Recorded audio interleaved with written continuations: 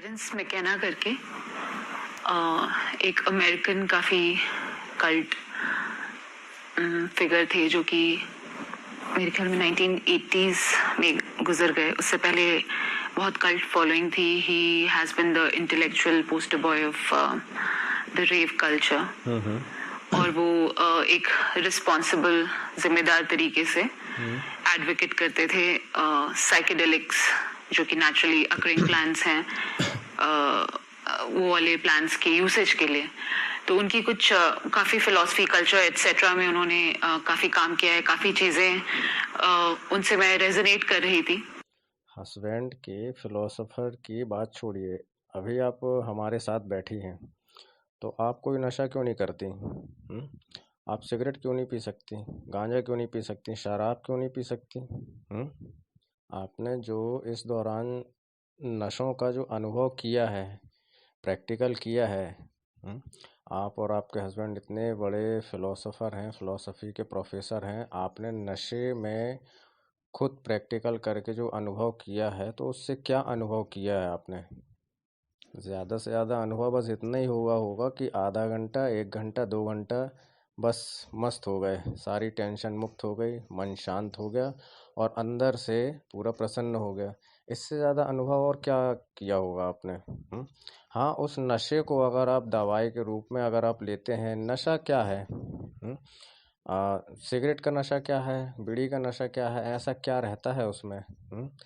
कि शराब में क्या रहता है? जो प्रकृति है, पेड़ पौधे हैं, पत्तियां हैं, हाँ, तुलसी की पत्ती का भी अपन नशा करते हैं और तम्बाकू की पत्ती का भी अपन नशा करते हैं, है ना? अपन ताज़े अंगूर खरीद के भी खाते हैं और अंगूर आते हैं कई प्रकार के जो यहाँ तो नहीं पाए जाते हैं, कई दूसरे देश विदेशों में पाए जाते हैं, तो उसको हम पीने के हिसाब से लेते हैं। तो अगर हर चीज़ को दवाई अनुसार अगर आप लेते हैं तो आपको शरीर में पैर से लेके सर तक आपको अनुभव जिंदगी भर होते रहेंगे। पैर से लेके सर तक के अनुभव भी जिंदगी भर होते रहेंगे और हो सकता है कि आपकी चेतना में आपके जो शरीर के मूलाधार चक्र से लेकर ऊपर सहस्रार चक्र तक अनुभव अनुभव महसूस हो। प्रसन्न ही प्रसन्न रहें। लेकिन दवाई अनुसार हम नहीं लेते हैं। आज आप बीमार पड़ जाते हैं, लगभग सभी लोग ज़्यादातर बीमार होते हैं, तो वो उसको कौन सा नशा है जो उन्हें ठीक कर सकता है? सिर्फ डॉक्टर का नशा है, दवाइयों का नशा है, तो क्या वो नशा इन नशों से ज़्यादा बेहतर हो सकता है? या जो हम डेली का नशा करते हैं वो बेहतर हो सकता है? और दूसरी चीज़ इसमें ये है कि जो लत होती है वो बाहर से नहीं अंदर से होती है। जो हमारे शरीर को चला रहा है 7 चक्र बनकर, वो सातों चक्र जगह तो है नहीं है। किस इंसान के जगह होंगे? उसी इंसान के जगह होंगे ना जो बिल्कुल परमात्मा होगा। जिसको लालच समझ में नहीं आती, बुराई समझ में नहीं आती, नशा समझ में नहीं आता है, आलोचनाएं समझ में नहीं आती हैं, डर समझ में नहीं आता, प्यार समझ में नहीं आता है, तो फिर सातों चक्र जागृत इंसान हुआ वो। उसकी तो फिर कुंडलनी जागृत हो जाती है। तो जो क्षणिक होती है, कुछ देर के लिए अपने आप को भुला देने की, है ना, कि भाई बहुत टेंशन है, बहुत लड़ाई झगड़ा हो गया, नुकसान हो गया, घाटा हो गया और प्रॉब्लम्स आ गई, तो एक पैक तो बनता है। तो एक पैक जाने के बाद जो सारी टेंशन हटा के अगर वो कहीं मन शांत होता है तो वो सही है। और अगर भाई एक पैक हो गया है तो एक और बनना चाहिए, तीसरा बनना चाहिए, चौथा बनना चाहिए, बोतल खाली हो जाना चाहिए, तो वो आपको नशा ही नहीं, आप खाना भी एक्स्ट्रा खाएंगे, ड्राई फ्रूट भी एक्स्ट्रा पियेंगे, 1 से 2 3 गिलास दूध भी पी लेंगे, 2 से 4 5 कप चाय भी पी लेंगे, तो नुकसान होना ही है। आपके शारीरिक अंदरूनी चक्र जो आपको बैलेंस बनाए रखे हैं कहीं ना कहीं से, वो सब कुछ मांगते हैं, सब कुछ। हाँ, तो बराबर से इंसानों को, लगभग सभी लोगों को लिमिट का नशा होना ही चाहिए, उसमें कोई शर्म की बात नहीं है भाई। आप अगर जूस पी रहे हैं, फल फ्रूट खा रहे हैं, तुलसी के पत्ते खा रहे हैं, पुदीना खा रहे हैं, धनिया मिर्ची खा रहे हैं, तो आपको लेना तो पड़ेगा।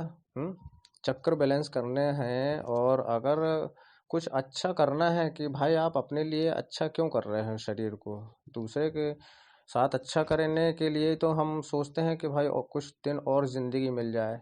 और अगर हम अपने लिए चाहते हैं कि भाई हमें कुछ और दिन के लिए ज़िंदगी मिल जाए, अभी हमने ये नहीं किया वो नहीं किया, तो उसमें मिस्टेक आपके अंदर की है। आप जो भी चीज़ खाते हैं तो खाते ही रहते हैं। हाँ, एक दिन का बस अगर आप व्रत कर लेते हैं, किसी के भी नाम का उपास कर लेते हैं, तो शाम को आप कैसा बिल्कुल भर के फालाहार हो जाता है, और फालाहार में भी इतने हो जाते हैं बिल्कुल कि उसमें भी 56 भोग आ जाते हैं। दूध अलग पियेंगे, दिन भर चाय अलग पियेंगे, मूंगफली भी तल जाएगी, आलू भी तल जाएंगे, साबूदाना, खिचड़ी, खीर, मतलब कुल मिला के सब हो जाता है ना।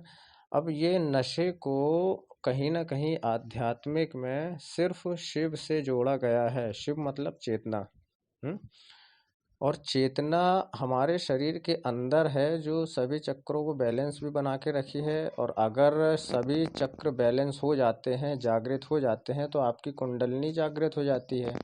और अगर आपकी कुंडलनी जागृत हो जाती है, तो आप एक मामूली इंसान नहीं रह जाते हैं, आप एक प्रकृति ही कहलाएंगे। आप कुछ भी कर सकते हैं, आप कहीं भी मिनटों में पहुंच सकते हैं, किसी का भी वेश धारण कर सकते हैं। आप उड़ने की अभ्यास में आप उड़ने का तरीका भी सीख सकते हैं, कुछ भी कर सकते हैं।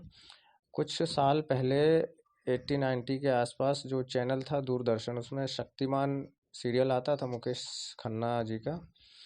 उसमें बताया गया है कि अंदर की अपने सभी चक्रों को जागृत करने के बाद जो कुंडलनी जो हमारी सोई रहती है, जो हमारे मूलाधार के आसपास होती है, हमारे लिंग और गुदा के बीच में, जननेंद्रिय के बीच में रहती है, वहाँ सोई हुई रहती है। उसको अगर आदमी जगा लेता है, तो शास्त्रों में भी दिया है उपनिषद में कि एक इंसान की उम्र 1000 साल रहती है, और शरीर की बनावट 20 से 25-30 साल तक की रहती है। मामूली नहीं है। और कोई भी नशा नशा होता ही नहीं है। नशा आप कर तो रहे हैं, आप यहाँ बैठे हैं तो आप कुछ खा पी के बैठे हैं, उसका भी नशा है। मैंने बताया ना कहीं ये शिव से जोड़ा गया है ये नशा। शिव में वो भांग भी है, फिर धतूरा भी है, सब जहरीले पेड़ पौधे वगैरह, उनके फल फ्रूट अगर आप लेते भी हैं, आपको अगर कोई चीज़ हो जाती है, कोई बीमारी हो जाती है, जिसका इलाज फिर बाहर नहीं, फिर आयुर्वेदिक में ढूंढा जाता है। क्यों? आयुर्वेद अनुसार सारे इलाज बिल्कुल संभवतः हो जाते हैं। हम्म, उसमें कैंसर जैसे, एड्स जैसे, उसमें कहीं कहीं गौमूत्र भी दिया जाता है। अपने पतंजलि में देखो गौमूत्र देते हैं पीने के लिए। और ऐसे काफ़ी नशे हैं, आप ले सकते हैं।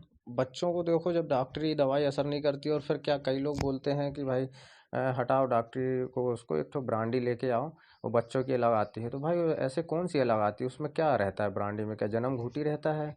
क्या हींग पीस के देते हैं? हींग भी क्या है? अगर आप एक हींग अभी एक खा लेंगे तो आपको समझ में आ जाएगा।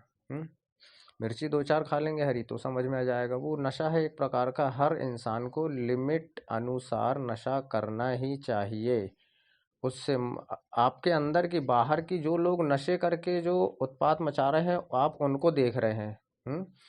आज उसने आपने एक पैक पिया, आप अपने हिसाब से हैं, और सामने वाला एक बोतल पी के आया है, और वो नाटक भी कर रहा है। कहीं कहीं नशा इतना नाटक नहीं करता जिस जो नाटक नशेड़ी कर देते हैं, तो उसमें हम छड़क जाते हैं। अगर आप सिगरेट पीते हैं दिन भर में 10, तो क्यों 10 पीते हैं? 10 में तो आपका फिर जो एक चक्र है, 2 चक्र हैं, वो तो फिर अनबैलेंस होते होते फिर खराब ही होना है। फिर आपको शरीर, इसलिए तो शरीर बीमार पड़ते हैं। शरीर आखिर बीमार क्यों पड़ते हैं? चक्र अनबैलेंस के कारण होते हैं। और सबसे ज़्यादा बीमारी, सबसे ज़्यादा तबीयत खराब इंसान की कब होती है? कि जब एकदम से अचानक कोई टेंशन हम ले लेते हैं, या अचानक हमें कोई गुस्सा आ जाता है। साइंस में दिया है कि अगर एकदम से अचानक हम किसी पे चिल्ला देते हैं, या गुस्सा हो जाते हैं, या क्या बोलते हैं, चिल्ला देते हैं, एक प्रकार से वो नहीं हो जाता है कि एक ईगो में कि हमें ऐसा बोल दिया वैसा बोल दिया, और फिर एक बार हमने बोल दिया, दो बार बोल दिया, नहीं समझ में आ रहा तो अपन चिल्ला देते हैं, मुंह से कभी अपशब्द भी निकल जाते हैं। तो उसमें हमारे शरीर में जो अनाहत चक्र है उसमें कहते हैं कि तुरंत 80,000 से लेके 1 सवा लाख के बीच में ऐसे जहरीले जीवाणु पैदा हो जाते हैं जो फिर पूरे शरीर में चक्रों में फैल जाते हैं। तो वो हमें फिर 102 दिन में बीमार कर देते हैं। तुरंत तो हमारा सर दुखने लगेगा, हमारे सीने में दर्द होने लगेगा, फिर एकदम से कमजोरी आने लगेगी, फिर वो 1 हफ्ते तक चलता है। ये सिर्फ उस चिल्लाने की वजह से होता है। तो कहीं ना कहीं अगर जैसे जो हमारे अंदर की चीजें चाहती हैं कि तुम भाई वैसा करो, तो वैसा अगर तुम करते हो तो वो अपने आप सही रहेगा, है ना। तो उसको हर चीज का खाद पानी मिलते रहना चाहिए, तो ही आप बैलेंस में रह सकते हैं। और कहीं कहीं अगर आपको लगता है कि भाई मुझे कुछ करना चाहिए सबके लिए, जैसे मैंने उदाहरण दिया मुकेश खन्ना जी का, शक्तिमान का, भाई उसने भी सभी चीज़ों के अंदर सिद्ध करके अपनी कुंडलिनी जगाई थी। तो उसने उस सिद्धि का गलत उपयोग अपने लिए तक नहीं किया कि हम भूखे हैं तो हम खाना ला सकते हैं, वो तो कुछ भी कर सकता था। लेकिन वो किराए के मकान में रहता था, किराए भी देता था और जॉब भी करता था प्रेस में। देखा होगा सीरियल आपने, तो उसमें ये भी दिखाया है। तो सीरियल किस चीज़ के किस बेस पे बना है, वो चीज़ भी आपको उसमें ध्यान देने लायक वो चीज़ है उसमें, कि आखिर वो क्या है, ऐसी कौन सी चीज़ है ना। कोई भी, वैसे शक्तिमान की बस नहीं बात कर रहा हूँ मैं, कोई भी सीरियल हो, पिक्चर हो, हम किसी पिक्चर के खिलाफ भी नहीं है। आप हॉरर पिक्चर देख लीजिए, बी ग्रेड देख लो, कॉमेडी देखते रहते हैं आप, कुछ भी देख लो, उस पिक्चर से आप सीखो। तो अगर आप इतनी बड़ी पूरे 3 घंटे की एक हॉरर मूवी देख लेते हैं, पहले बनती थी, उस समय ही बनती थी, अब नहीं बनती इस टाइप की हॉरर मूवी। अब इस टाइप में बिल्कुल कुछ एडल्ट सीन वगैरह भी ऐसे डाल देते हैं कि फैमिली में देख ही नहीं पाते। उस समय देखो फिल्मों में जो दहशत होती थी, जो बैकग्राउंड थीम्स होते थे, म्यूजिक होती थी, वो बिल्कुल मन में ऐसा छा जाता था, वो बिल्कुल कि एक बार 3 घंटे की पिक्चर अपन ने किसी दिन देख ली तो वो 4-5 दिन तक रहती थी। तो उसमें भी हॉरर मूवी में भी यही है कि भाई वो कितनी अपनी सब तपस्या करके जो चीज़ सिद्ध करता है, तो वो गलत उपयोग करता है। फिर उसमें आखिरी में हार उसकी होती है और जीत किसकी होती है? सत्य की होती है। सत्य मतलब परमात्मा, परमात्मा मतलब जो बहुत सारे आपने नाम दे दिए हैं, भगवान है, ईश्वर है, अल्लाह है। हाँ। और समय अनुसार नाम आते जा रहे हैं, फिर कहीं राम आ गया, कृष्ण आ गया, शंकर, ब्रह्मा, वो कई नाम आ गए हैं, लेकिन है एक सत्य बस। सत्य यही चाहता है कि भाई आप सब कुछ ले सकते हो, खाने के लिए चीज़ बनाई गई है, पीने के लिए चीज़ बनाई गई है, तो आप उसको एक औषधि के रूप में लेंगे तो हम एक्सेप्ट करके हम तुमको उसके बदले हम क्या दे सकते हैं, तुमको 3-4 दिन में अनुभव होना शुरू हो जाएगा। हम्म